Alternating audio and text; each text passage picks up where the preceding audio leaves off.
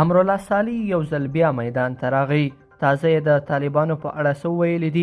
د پاکستان لخوا څنګه د افغانستان ورانولو پلان شوي دي؟ جزئیات په ویډیو کې وګورئ او چینل سبسکرایب کړئ. لیدونکو السلام علیکم. د پخواني حکومت لومړی مرستیال امرالله صالح وایي طالبان د پاکستان له لوري د افغانستان د ورانولو په هدف رامنځته شوې یوه ډله ده.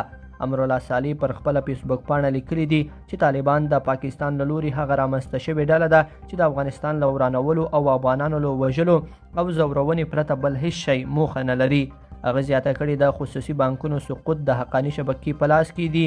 د مرکزي بانک واک، د بهرنیو اسعارو د تبادلې مخنیوی، په کابل کې د سورای شهزاده تړل کېدل، د ګمرکي عوایدو چور، د نشهیي توکو د کر زیاتوالي او دغه راز یو لړ نورې کړنې هغه څه دي چې ښایي جبران یې ناممکن وي. نوموړی وایي روانو حالاتو ته په کتو باید د افغانیو سقوط دوام ولري او په خبره یې که طالبان فکر وکړي او د خلکو پر غوښتنو عمل وکړي بیا امکان شته چې دا حالت کنټرول شي.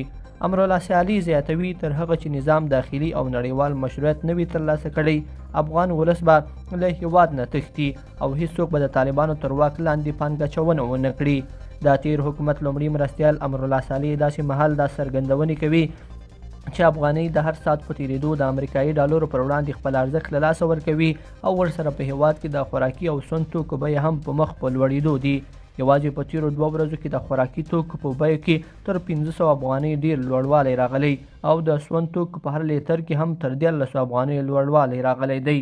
لیدونکو په دې هیله چې دا مطلب به مو تر پایه لیدلی وي. که مو ویډیو خوښه شوې ویډیو لایک کړئ او چینل سبسکرایب کړئ. تر بیا ښه وخت.